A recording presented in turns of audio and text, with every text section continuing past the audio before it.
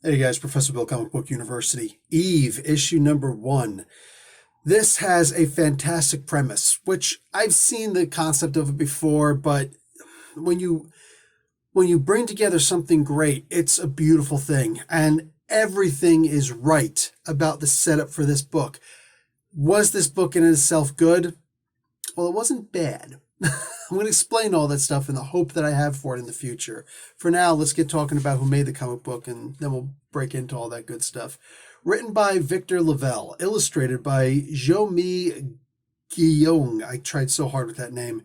Brittany Peer does the colors, and Anwal Design does the letters. Ario Anandito, my man, does this cover, and there's also an unlockable variant with Castellino.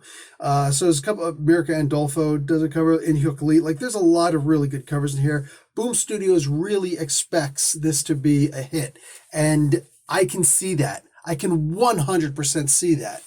It appears to be a kid's story. That said, it could get real dark real soon at any moment of the day.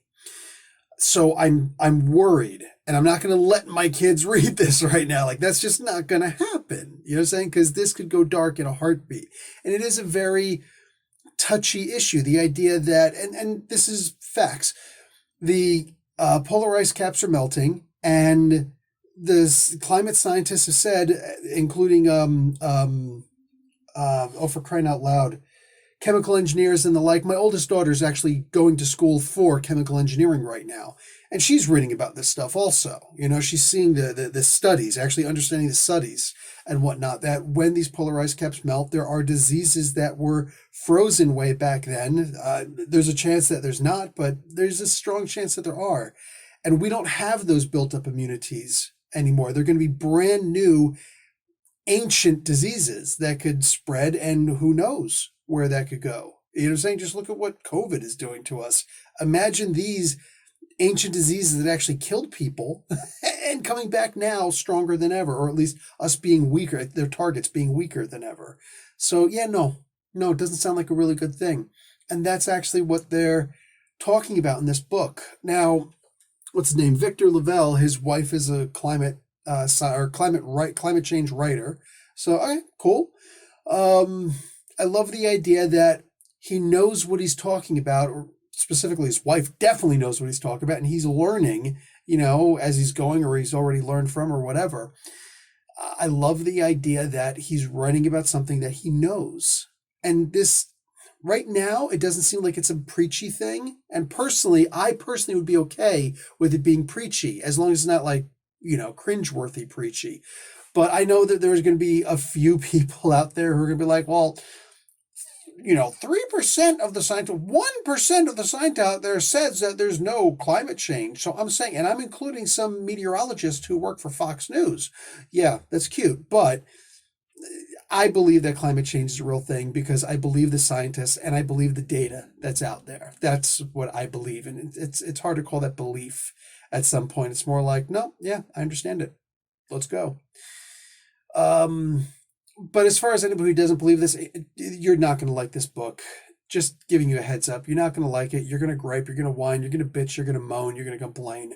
You know what I'm saying? It's so preachy. Well, that hasn't happened in this first issue. The chance of it happening, very high. But it doesn't mean it's going to happen. It certainly hasn't happened yet. Nobody's died in this book. This little girl was in some version of cryo freeze, some version of that, and she comes out of it. And here's the only part of the comic book that I didn't like. It goes on too long with trying to explain something that all of us fans already understand.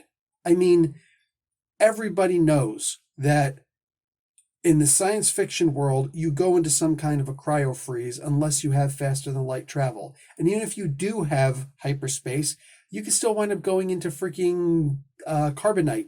You know what I'm saying? If your name is Han Solo. Or if you watch The Mandalorian, like, everybody understands the idea of cryofreeze. So the extended explanation to this little girl about how cryofreeze works, there are ways to explain this to the little girl so that she understands, meanwhile the audience understands. Because right now, I'm not sure who is the voice of the book, and this is going to be really important. The voice of the book seemed to be the little girl. And I can't tell when she's talking to herself or when her father is talking to her on the radio, or if that ever actually happened in the first place, because he acts like he's a ghost. You have to go into this, little girl, sweetie. I can't do this for you. You have to open that door by yourself. Huh. There are parts in here where it looks like he's talking to her on the radio. Then you can clearly see when you read it and you understand it that it looks like there's two different voices talking, but the image just shows that it's all coming from her. So it's like, so did the letterer make a mistake? Or is this exactly what it was supposed to be? That it was actually always her voice the whole time?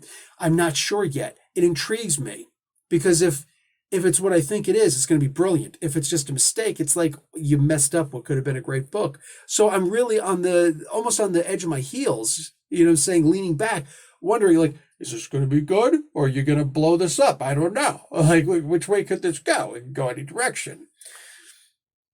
Yeah, there's a lot in this to digest. I love the analogy of and the history lesson basically of Johnny Appleseed and his real name, and anybody who went to school at my time in America knows the story of Johnny Appleseed. I don't think there's even been a movie made about him. I don't know. You know what I'm saying? But I do know that everybody knows who Johnny Appleseed is, and most people think he's a fictitious character, but a lot of people know that he was real, and yeah, he was as real as Mark Twain. You know what I'm saying? Like a real, genuine person. They just changed both names, In this particular case, the way that this was described was just perfect because it perfectly led into where the story is going and what Eve here has to do with her android bear. I'm kind of hoping this bear is her father. You know what I'm saying? But the bear says, no, your dad is actually alive. This was a big thing for me because I'm like, if the dad dies and she's there, she's going to be, crushed. She's still 11 years old, bodily, emotionally, physically, mentally. Like she's an 11-year-old for crying out loud who was apparently in complete stasis for 20 plus years. So the idea that like maybe the bear's lying, maybe the bear's not lying, maybe he was never alive to begin with. I honestly don't know. Maybe the bear, like I said, is the father. I don't know. But I don't know if this is just multiple mistakes put together or just a brilliantly woven story to make us question every single thing that we're reading. I'd like to think it's the latter, but never having read Victor LaValle before, I think that this is the first story he's ever done. I have to say, if he really is this brilliant, he's going to take over the comic book world. You know what I'm saying? Like, that's going to happen in a heartbeat because there's just the perfect setups in here. And I really want to see this post-apocalyptic world where there was no bad guy. We can't even say it was necessarily us, even though it kind of was. There's going to be some flooding. The maps are going to change because the coasts are going to be different. The Great Lakes are going to be very different as well. So you have to sit there and wonder, what is this disease doing? Is she immune to it now? If she is, like, why? What is the cure? Is it just like what she's going to try and do? And like, is she going to be replanting things? Is just her presence of physically walking through the area, is that going to cause a mutation in people so they can actually resist the disease and change things, fix things? I don't know.